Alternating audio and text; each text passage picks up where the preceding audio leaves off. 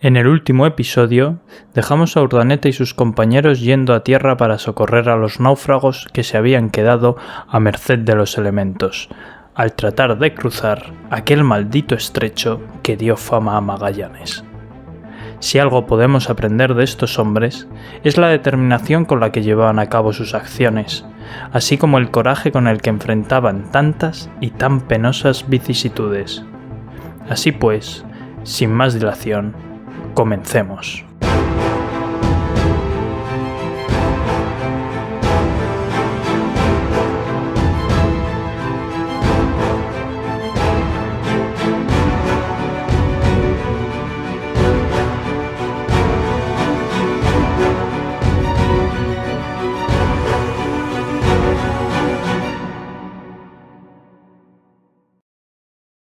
Cuando Urdaneta y sus compañeros llegaron a tierra, se encontraron con un grupo de patagones. La escena debió ser imponente.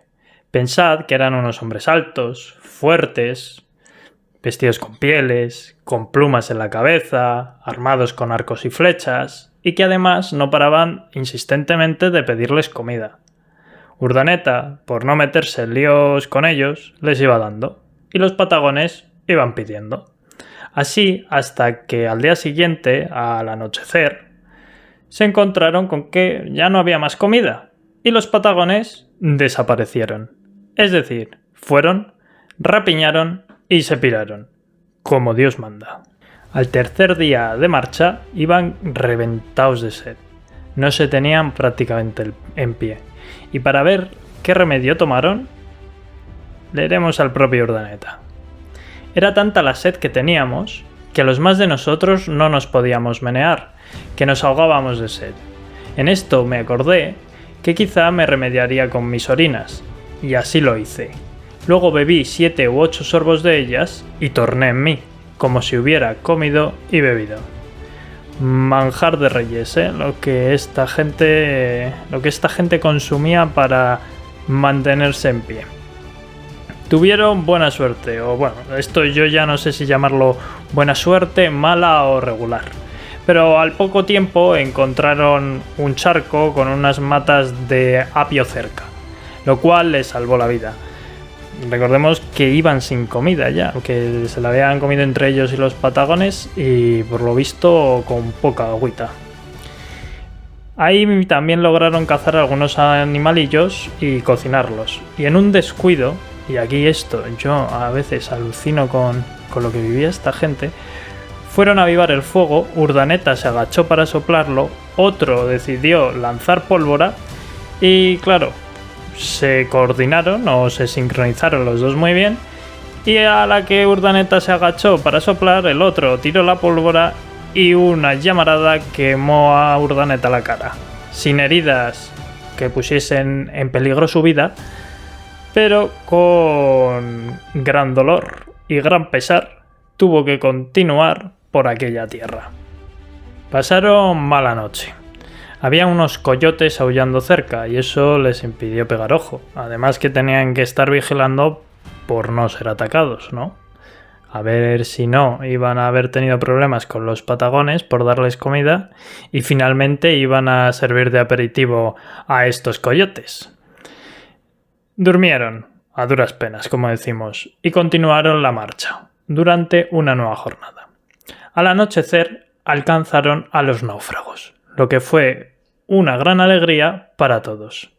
Y para coronar esa alegría, para poner la guindita del pastel, casi al mismo tiempo llegó el barco de Loaísa, la Victoria, junto al Patache Santiago, que alcanzaron al grupo y se reunieron todos de nuevo.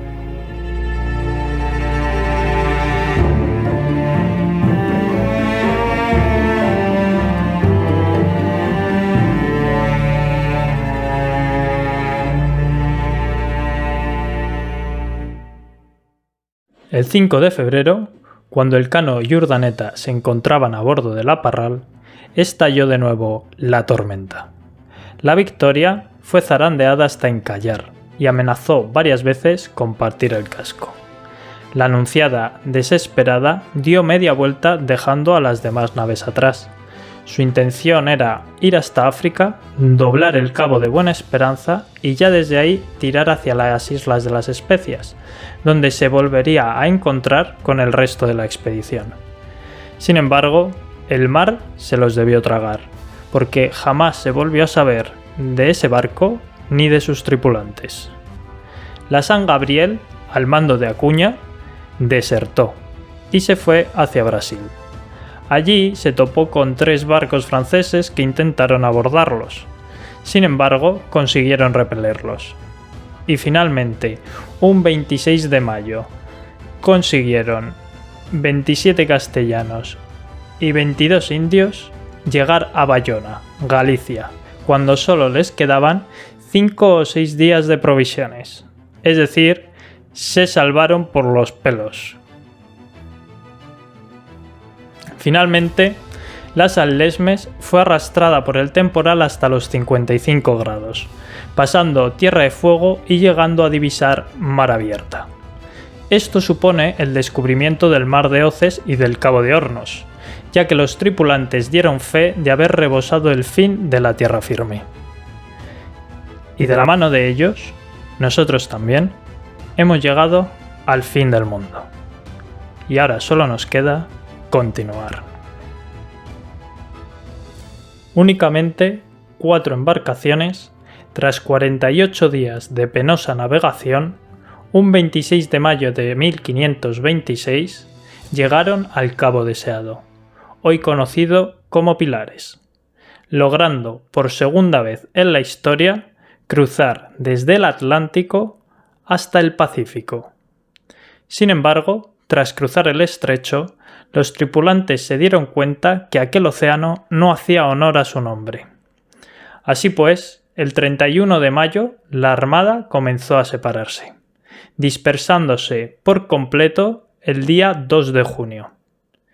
Y así fue como terminó la aventura de esta armada.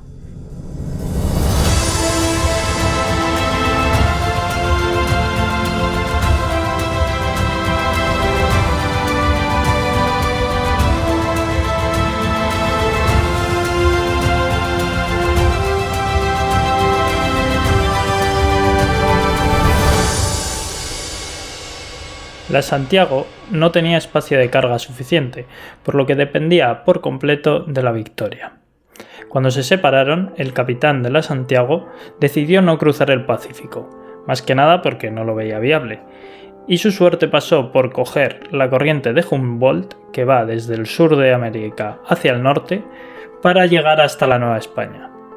Entendamos que el objetivo era el de Nueva España, ya que el Perú todavía no había sido conquistado, entonces no había otra tierra amiga hasta llegar allí. Finalmente, dieron en el Golfo de Tehuantepec el 25 de julio de 1526. La historia de la San Lesmes es alucinante.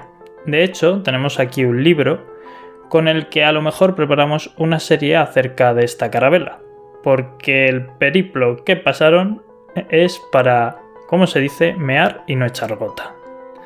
Se perdió y nada más se supo de ella. Bueno, se cree que intentó cruzar el Pacífico y se perdió y nada más se supo de ella hasta más de 2 siglos más tarde, cuando en 1772 la fragata Magdalena encontró una gran cruz muy antigua en las inmediaciones de Tahití. Además de eso, aparecieron 2 cañones en a mano, así como la pervivencia entre los indígenas de rasgos europeos: piel clara, cabello rubio, cabello pelirrojo, ojos claros, etc. Entonces, todo esto indica o da indicios de que pudieron quedarse por aquella zona. Además, también se cree que navegaron hasta Nueva Zelanda. Incluso se intuye que pudieron divisar las costas australianas. Como decimos, todo esto son indicios. No se sabe a ciencia cierta. Así que esperamos que las investigaciones vayan esclareciendo un poco acerca de esta travesía, porque sinceramente es alucinante. La Santa María del Parral, que esta sí que efectivamente Cruzó el Pacífico, de hecho llegó hasta las Islas Célebes, pero allí la tripulación se amotinó, pasando a cuchillo al capitán y también al hermano este. No vaya a ser que le dé por vengarse o, peor aún, que le dé por hacerse capitán también. Finalmente llegaron a Cebú y allí corrieron una suerte desastrosa, ya que o murieron a manos de los nativos o los hicieron esclavos. Y ahora sí, finalmente, la última nave, que era la que peor iba y que fue la que finalmente llegó hasta su destino, que no es otra sino que la nave capitana, la Victoria. Eso sí, llegó destrozada, haciendo aguas por todos lados, y no sin pagar un gran precio, ya que más de 40 hombres fallecieron durante la travesía. Entre ellos murieron Loaiza el 30 de julio y el que le sucedió, Elcano, que murió el 6 de agosto, dejando a la expedición sin ninguno de sus dos jefes. Ahora solo quedaba decidir quién iba a ser el próximo comandante. Fue elegido Toribio Alonso de Salazar, quien a su vez nombró a Martín Íñiguez de Zarquizano como contador. El 4 de septiembre avistaron las Islas de los Ladrones, que hoy son las Marianas, y los nativos de aquella zona hicieron honor a su nombre. Recordemos que los habían llamado así a estas islas cuando la expedición de Magallanes desembarcó y como no conocían el trueque y subían a los barcos españoles y lo que les gustaba se lo llevaban, así sin más. Bueno, el caso es que al poco de esto se toparon con unas canoas repletas de indígenas, desde donde alguien les gritó en español. O sea, imaginaos la escena, estáis en los confines del mundo, os topáis con una serie de indígenas que siempre iban un poco reticentes con ellos, no sabían por dónde les iban a salir, y de repente alguien le dice ¡hola! Así en español. Pues claro, se quedaron alucinando. El que les habló en español no era otro que Gonzalo de Vigo, que era un desertor de la expedición de Magallanes, al cual le recogieron para que les sirviese de intérprete con los nativos. Sin embargo, los infortunios no iban a cesar ahora, ya que el nuevo jefe iba a morir nuevamente. Todas estas muertes que se van sucediendo obviamente son debidas a las enfermedades que generaban estas travesías tan largas, la más famosa el escorbuto, pero también tuvo mucho que ver la debilidad que ya llevaban previa de ese pez que comieron en América. Esto, se le sumó una cosa con la otra y al final lo que hizo fue una escabechina de mucho cuidado. Aquí, para decidir el nuevo jefe, hubo disputa entre Zarquizano, que era el contador que había nombrado el jefe que acaba de morir, y Hernando de Bustamante. Es decir, contador versus amigo del Cano. El Bustamante era un veterano de Magallanes también. Por ver quién se ordenaba jefe, hicieron una votación. Muy democrático todo. Sin embargo, Zarquizano, harto de la situación, cuando se votó, cogió los votos, los tiró al mar y dijo: aquí mando yo. Quizá no eran tan democráticos, ¿eh? Y finalmente fueron continuando, se iban encontrando ya entre las islas, cerca de las islas a las que iban, y cada vez en contacto con más nativos con los que iban intercambiando baratijas y proveyéndose de comida, ¿no? Comerciando con ellos. Así, tras más de 15 meses de viaje, llegó a su destino la expedición, con solo una de las embarcaciones, y encima en un pésimo estado, como ya hemos dicho. De los 475 hombres que iniciaron aquel viaje, apenas quedaban ya una cuarta parte de ellos.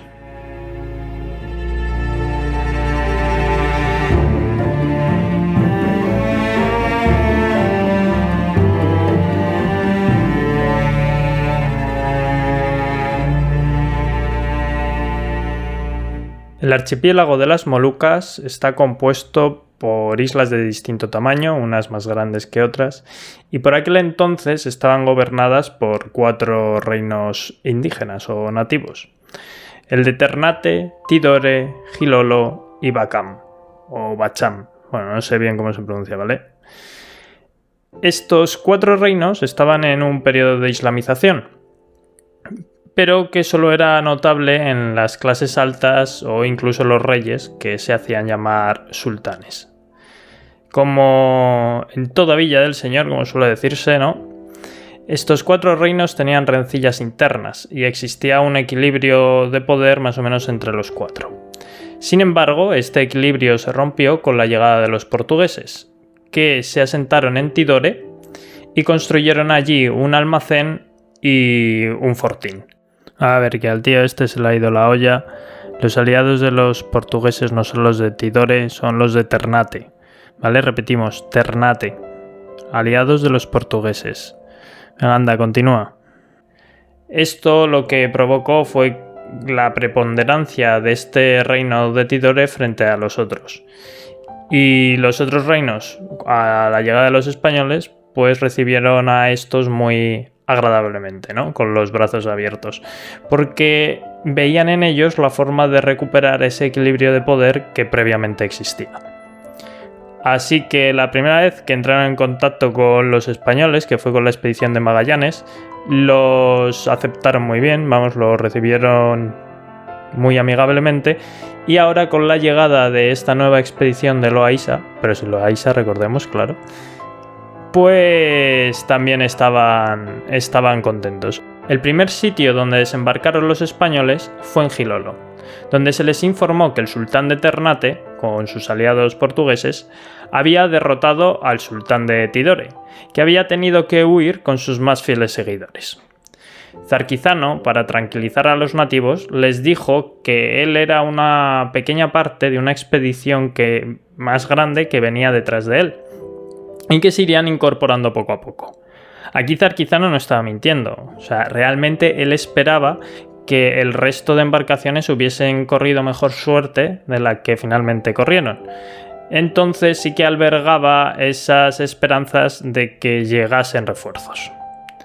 Al final los nativos se quedaron muy contentos porque es lo que esperaban de los españoles, una fuerza que pudiese equilibrar las fuerzas portuguesas que estaban asolándoles o que estaban desequilibrando esa balanza de poder entre los reinos. Tras esto, decidió Zarquizano asentarse en Zamafo, que es una pequeña isla dependiente, en aquel momento, del sultanato de Tidore, cuyo sultán había muerto poco antes. Así que, ya asentados, Zarquizano decidió enviar una embajada hacia Gilolo, que es donde estaba el sucesor de este sultán, para ver si podía hablar con él y afianzar alguna que otra alianza. Así que en la embajada se compuso por Alonso de los Ríos, que este iba a ser un personaje importante en toda esta aventura de las Molucas, Urdaneta y Gonzalo de Vigo, que recordemos era el translator de la compañía.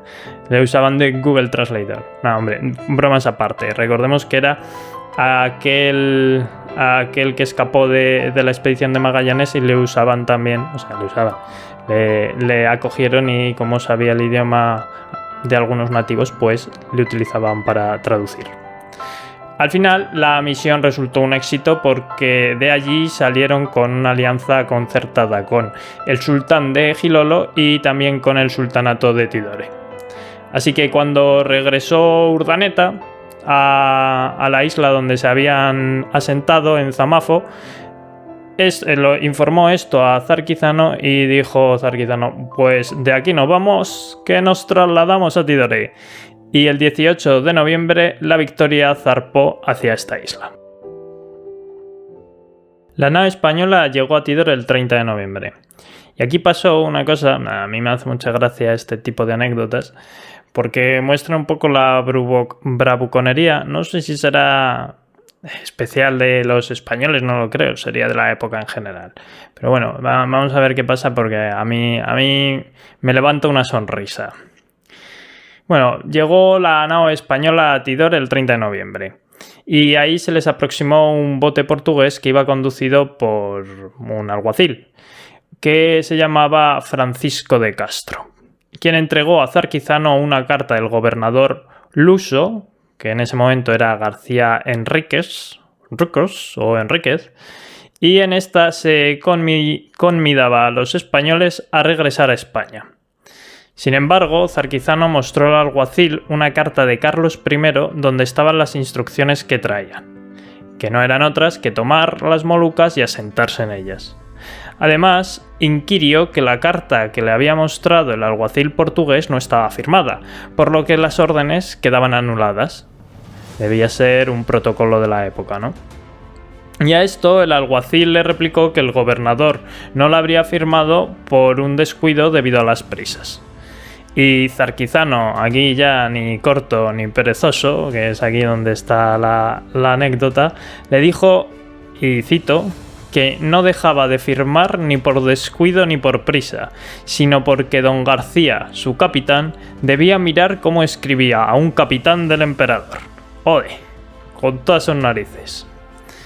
Bueno, el caso es que a los pocos días los portugueses se presentaron nuevamente, pero esta vez respaldado por 2 naos y 12 galeras o paraos, que se llamaban. Iremos dejando fotillos de las paraos por aquí. Y esto era pues un alarde de fuerza, ¿no? Un sacar pecho. Así que decayó el ánimo entre algunos españoles y se inició una conjura liderada por el contador de Zarquizano que fue descubierta a tiempo.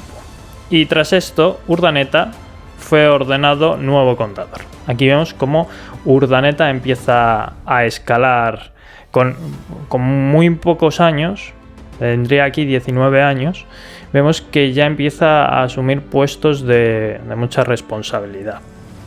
Así que el tío debía ser bueno. Con los conspiradores neutralizados, el domingo 23 de diciembre se celebró una misa tras la cual el jefe pronunció una arenga exponiendo lo difícil de la situación, pero que su voluntad era seguir en el combate y morir a su servicio de su majestad, lo cual provocó la adhesión de todos los hombres. Esto sucedió en una pequeña isla desierta y despoblada, a la que se bajaron a oficiar esta misa que hemos dicho antes, se bajaron del barco y por eso se llama misa seca.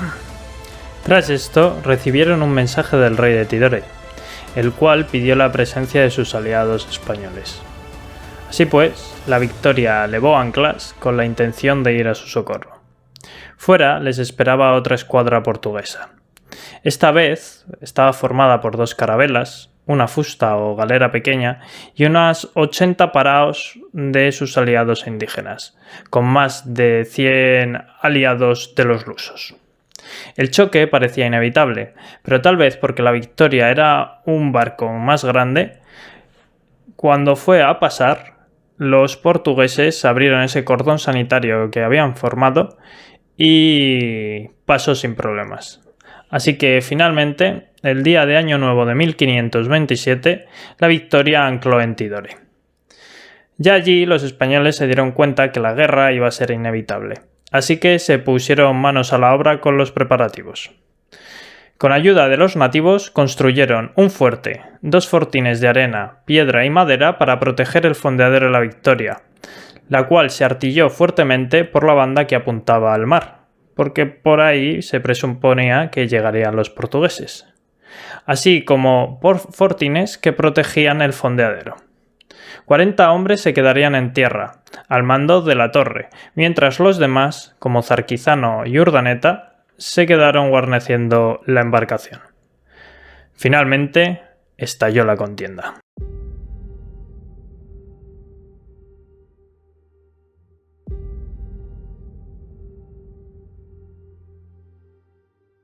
El 17 de enero, a eso de medianoche, los portugueses se acercaron sigilosamente al fondeadero de la nave española, con intención de abordarla por sorpresa. Sin embargo, fueron descubiertos y comenzó así el fuego de artillería, generalizándose el combate. Los portugueses lograron abrir un boquete en la embarcación, pero la furiosa respuesta de los españoles hizo que tuvieran que retroceder. Al día siguiente regresaron, son cabezotas estos portugueses, buscando hacer daño desde la larga distancia a base de cañonazos, alcanzando 2 veces más a la victoria. Su principal objetivo era inutilizar aquel barco, ya que era la principal fuerza de sus rivales. A la hora de comer pararon, que es que esto de guerrear da mucha hambre, e intentaron ir a tierra. Sin embargo, allí fueron sorprendidos por un grupo de españoles, los cuales les hicieron mucho daño. Ya por la tarde reanudaron el cañoneo, con resultados muy poco efectivos. Y ya, finalmente, por la noche, cesó el combate. Sin embargo, esto no sería el final, ya que por la mañana volverían al intento. Es que es gracioso porque parece que van siguiendo el horario laboral estos portugueses, hasta para la guerra, Reanudaron el combate con un nutrido bombardeo y alcanzaron 3 veces más a la nao española, perdiendo ellos un cañón que reventó, no se sabe si por defecto de fábrica o por exceso de uso, aunque probablemente sea por ambas. Finalmente, los portugueses, en parte cansados, en parte desalentados por la respuesta de los españoles que habían podido generar la cantidad suficiente de fuego como para responder a esos ataques portugueses, y estos creyendo también ya que habían inutilizado la nave de tantos cañonazos como la habían metido, pues se retiraron. Se desconocen las bajas de ambos bandos, pero lo que han estimado los historiadores es que fueron bastantes más en el lado portugués.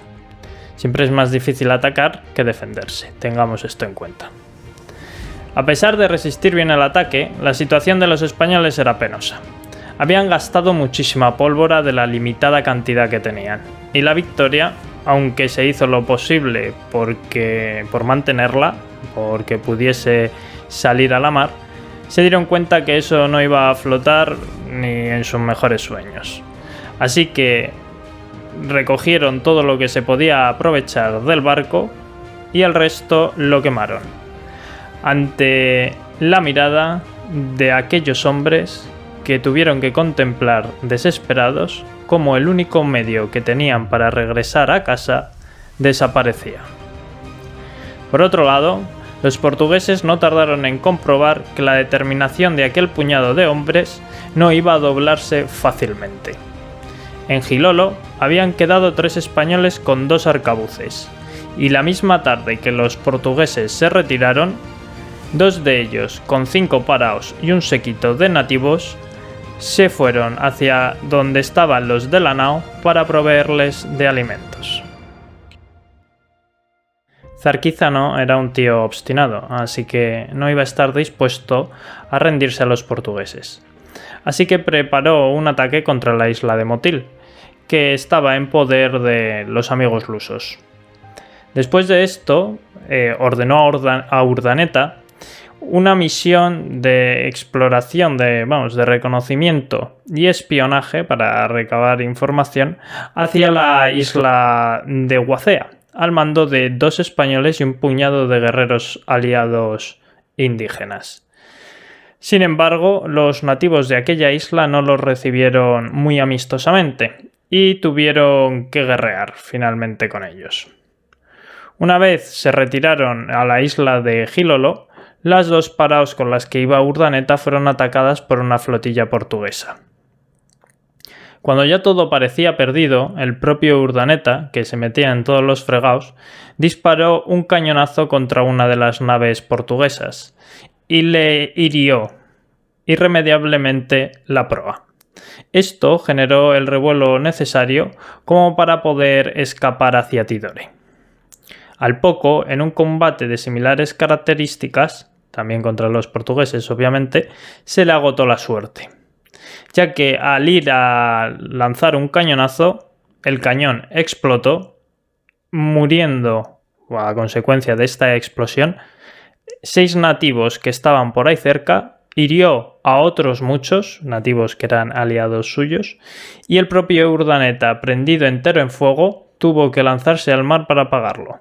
Recordemos que esta es la segunda quemadura grave que sufrió Urdaneta durante esta aventura de Loaysa, ¿no?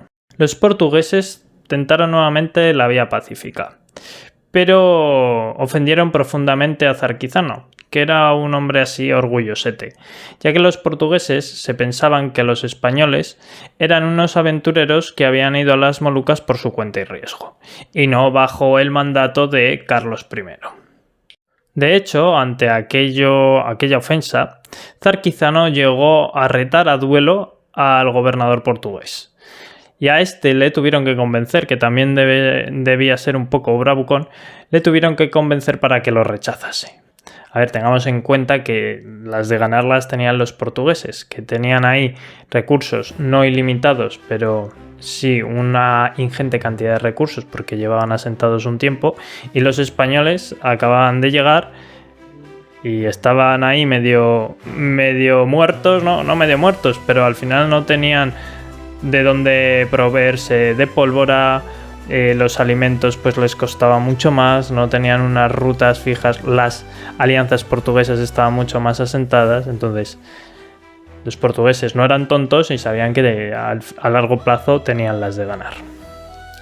Durante un mes se prolongó esta tregua, hasta que entró un nuevo gobernador portugués a ostentar el cargo, que se llamaba Jorge